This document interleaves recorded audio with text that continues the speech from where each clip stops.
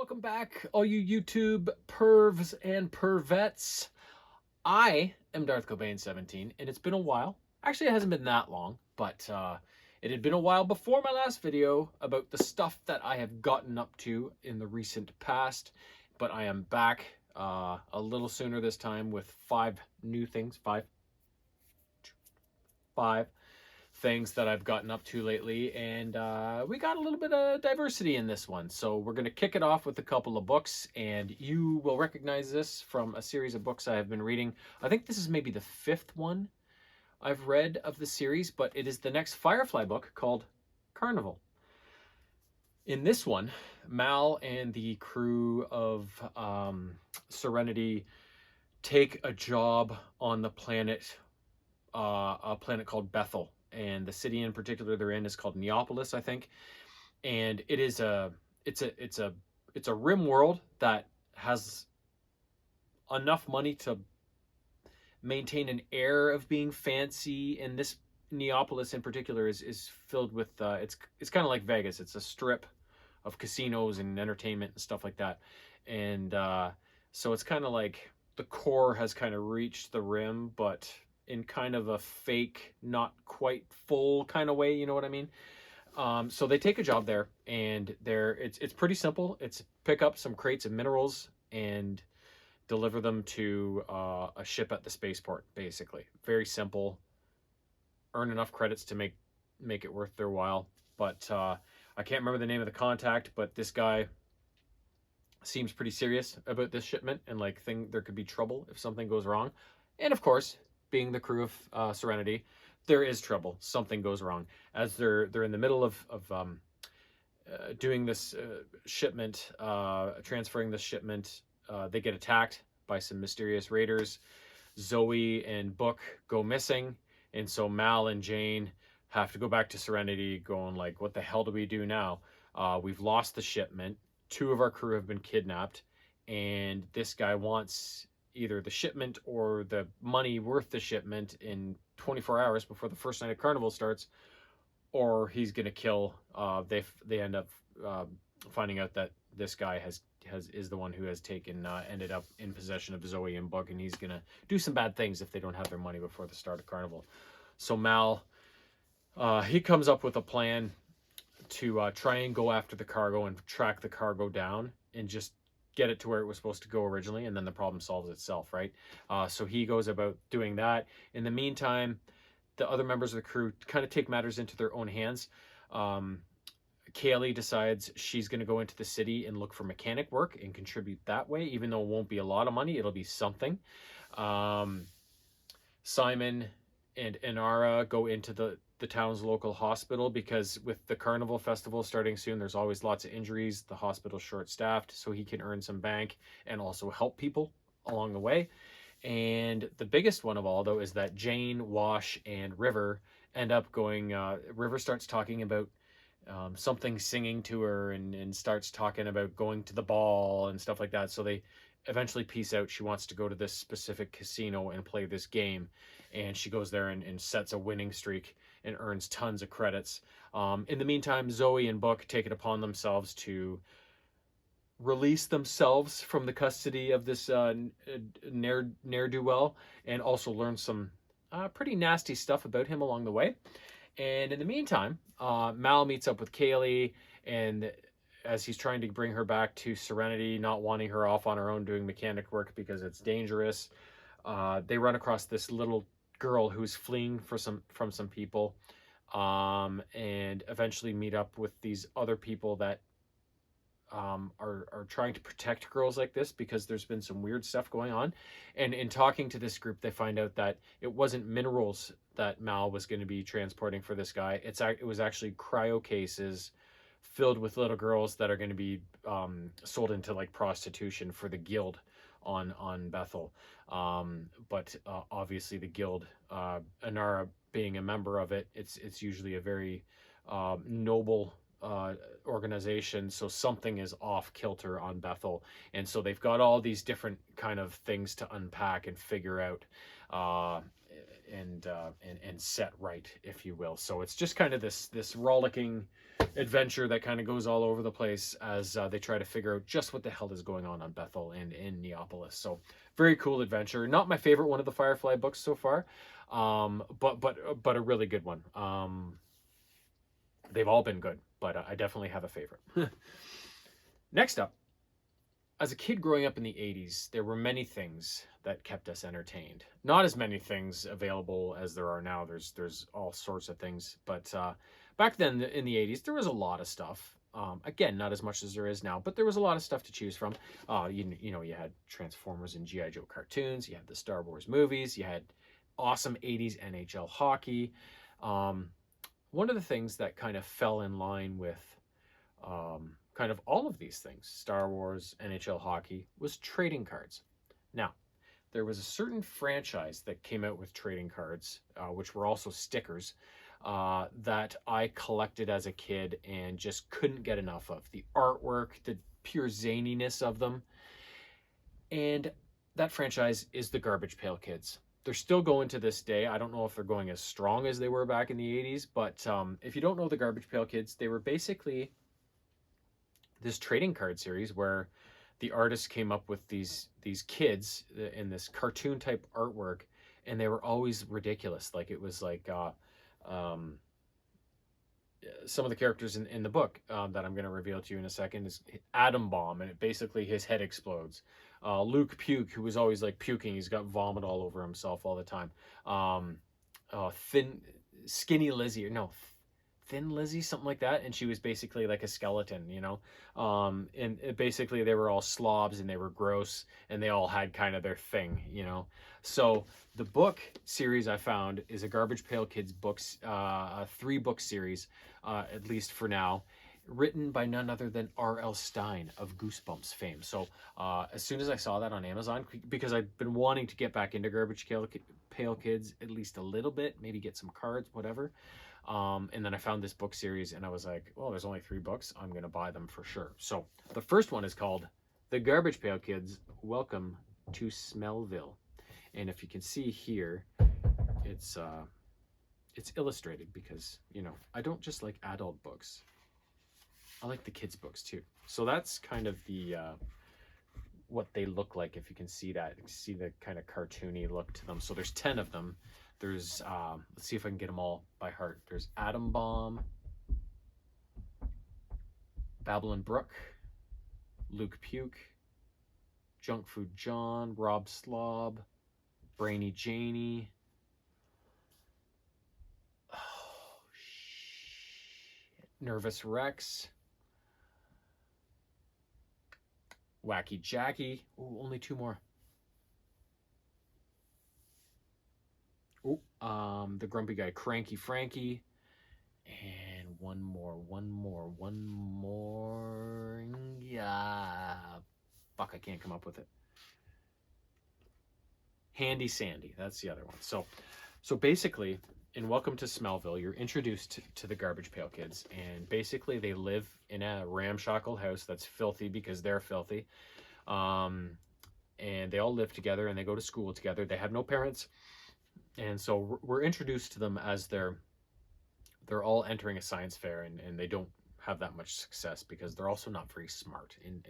In addition to being slobs, they're not the smartest bunch. During the day at school, during the science fair and all the hilarity that happens, Atom Bomb finds out that the Perfect twins, Peter and Patty Perfect, I think are their names. They're just the perfect blonde twins that get all the good grades, do everything right. They find out that their parents, Parker and Penny, I think it is, or no, is it Parker? Whatever. There's 4 perfects, the 2 parents, the twin kids, and their names all start with P. They find out that the perfect parents are going to come over to the Garbage Pail Kids' house to try and speak with their parents because secretly the perfects want the Garbage Pail Kids out of the neighborhood because they're slobs. Their house is a disaster. They're always loud and whatever.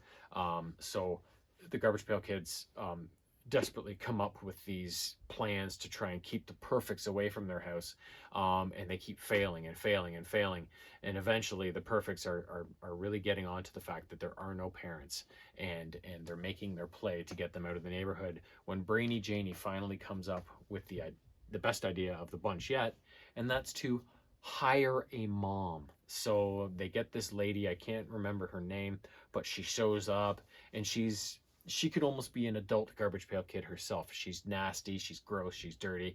And she shows up and she does the job. She perfectly turns the perfects away and gets them off the Garbage Pail Kids' case. But in doing so, the Garbage Pail Kids were trying to get rid of the perfects. Now they got to find a way to get rid of their new mom, right? So that's kind of how they're ended with this challenge of not only having to deal with the perfects, but now this idea they had kind of backfired on them after it did the job, and they have to get rid of this lady. So just stupid stories. Like, they're stupid, they're ridiculous, they're unbelievable, they're ridiculous, like they're just far-fetched and goofy, and I love it. so there you go, there's my review. Next up, season 18 of The Simpsons. We're chewing through The Simpsons like the dinner we eat while we watch them. Season 18 was 22 episodes once again. It originally aired, started the fall of 2006, ended in the spring of 07. And this was actually a really solid season. Looking through the episodes afterwards, I was like, I could mention all of them really because they were all really good, but it starts off with 3 really good ones. The first one, Lisa becomes good friends with Fat Tony's son, who starts going to the Springfield Elementary. They become really good friends. So then the Simpsons are invited over to Fat Tony's for dinner one night, but a hit is taken out on Fat Tony at the time, and he's hospitalized. So Homer ends up taking over the mafia business sort of thing, and you can imagine how that would go, right? Next up, Bart is bought a drum set to channel his craziness and his acting out into something constructive, and he ends up actually being a really good drummer. And when Lisa takes him to this jazz club to watch and whatever, and he gets up and plays a little bit, and the band actually wants Bart to join them, which pisses Lisa off because she's the one who's always been playing the saxophone and would love for a jazz band to ask her to join. All of a sudden Bart starts playing the drums and gets amazing at it, and all of a sudden he's asked to join a band right away, and she's like, what the fuck, right? So that was a good episode.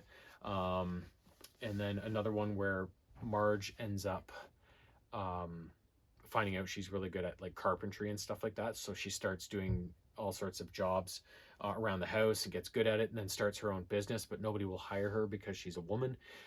So she ends up coming up with this plan where she's going to go to the site, do all the work under the guise of Homer being the guy who's doing it all.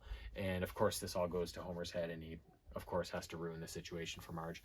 And then of course there's the Treehouse of Horror episode, and all the rest are really solid too. One of my favorites was when Homer takes Marge to a place called Barnacle Bay, I think, a vacation spot, an island that Marge and her family used to go to when she was a kid, and she has these great memories of. But upon revisiting it all those decades later, it's not what it used to be. And the Simpsons try and do good and fix the place up and get things going again, but in so doing end up causing a disaster instead. So standard Simpsons fare, right? So really good season. We've already started 19. It looks pretty solid as well so far. So I kept hearing people say, Simpsons weakened as it got older and it got more musical and stuff. I haven't noticed it weakening. I've noticed a bit of musical stuff, but no more than they usually had. If more, like one episode more, like not that much more. So I don't know what people are talking about, but maybe it comes later. But we're already at season 18. Like, like if it's gonna come, it should have already come, right? So, anyways, great season. Next up, I found a buddy from work had been loaning me wrestling DVDs I've been watching, and during some of the previews, they of course showcase some other WWE inspired entertainment choices, and one of these is a movie starring Triple H called The Chaperone. So, I love Triple H. He's one of my favorite wrestlers of all time. And so I saw this and I was like, of course I'm fucking getting this. 2011. It's kind of a comedy action in a way. And so Triple H stars as Ray Bradstone. He's been incarcerated for the last 7 years or something like that. He was like a getaway driver for like this crew that ran together and robbed places and stuff like that, right? So he gets out and he's been trying to self-improve during his time in prison. And most of all, he wants to restart his relationship with his daughter, Sally, who's played by Ariel Winter from Modern Family, Alex, the middle child of the Dunphy clan. And so he, of course, shows up at his ex-wife's house, and she's like, what the fuck you doing here, Ray? Like, it's been 7 years. You fucked up. She doesn't want anything to do with you. I don't want anything to do with you. Like, get bent, right? But and when Sally does show up after that, yeah, she's like, yeah, no way. So Ray's kind of like upset, but he's not gonna stop trying. So he catches up with Sally at school the next day or whatever, tries to talk to her, ends up running into the principal of the school, who's played by Yeardley Smith, Lisa Simpson's voice. And she's like, oh, Sally's dad, oh, I hear you're really busy, whatever. We're actually short a chaperone on an upcoming field trip. Would you like to do it? So he's like, perfect opportunity, right? I forced to spend time with my daughter in a way, right? So he ends up actually thinking about it, but not committing to anything. And then, and because he can't really get a foothold in his ex-wife and daughter's lives, he ends up taking a job from one of his buddies from this criminal crew that he used to run with. His name is LaRue. About doing a bank heist, and so he's the wheelman. So he's actually waiting for the guys as they're robbing the bank in the SUV, and the bank actually happens to be right near Sally's school. And as he's sitting in the car waiting for the guys, he notices all the kids getting on the bus ready to go on this field trip, and he's like, you know what, I can't do this. This is just gonna ruin things again. So he just ditches the car, goes and gets on the bus and becomes a chaperone. And in the meantime, the guys in the bank end up coming out and go, where the fuck's Ray, right? Look, we got all this money, the cops are coming, we can hear the sirens. So they start scattering everywhere and running. But during the process, the one guy who escaped with the bag of money ended up tripping on some of the bags that were going into the bus, and they got switched around. So the money actually goes on the bus, and he goes away with a bag with, I don't know, clothes or some shit in it, right? So then as Ray embarks on this journey as a chaperone for his daughter's field trip, LaRue and his posse follow him every step of the way and are always causing problems. So it's like he's trying to just be a good father and restart this relationship with Sally, and around every corner these fucking guys are trying to get him and get the money back and whatever, right? So it's kind of this comedy of errors as the two different worlds kind of collide, right? And in the end, Sally has to they, of course, their relationship, they, she comes around and they end up really bonding, and she ends up helping Ray deal with these guys at the end of the movie to kind of set everything right. So great movie, just a simple family kind of comedy action movie, and it's got Triple H. That's all you need to know. Last thing, a video game I downloaded for my Nintendo Switch a while back, and I was pretty excited for it because it was just something different, and I've always had a big interest in this category, and I thought maybe playing this game will help me actually learn something, right? And the game in question is called Car Mechanic Simulator.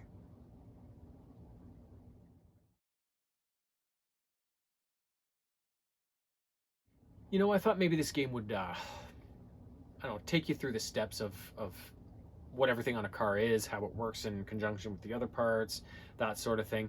It's not really that in depth.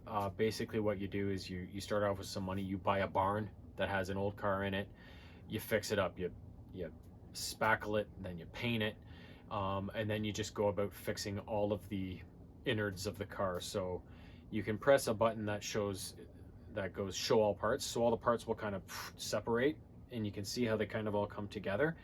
And then you go through the disassembly stage where you take off all the parts that are faulty. And in order to do that, sometimes you have to take off a perfectly good part to get at the part underneath. So it kind of teaches you where things go and what you need to do to get to this part. You have to take off this and that and the other thing. And then after that, you buy the parts you need, the new parts, and then you put them back on the car. So you actually do learn just by doing car after car after car, kind of what different things are called, where they go.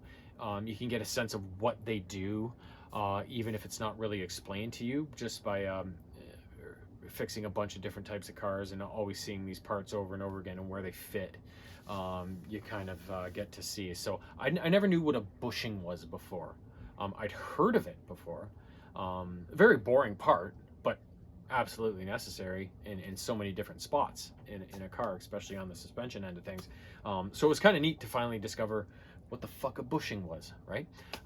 So it did actually help me get a better understanding of how cars are put together and on all the different parts and stuff. I would have appreciated something a little more in depth, but it was a pretty affordable game, so you get what you get, and either way, it was a lot of fun. So yeah, those are the 5 things I've gotten up to lately. I don't know why I'm swinging around and swaying so much. I did have a couple beers when I got home from work, so maybe that's it. But anyways, I've already got started on my next 5 things. One thing is already in the bank. We watched it last night. It is fucking hilarious. So stay tuned for that next time. It's gonna be worth it.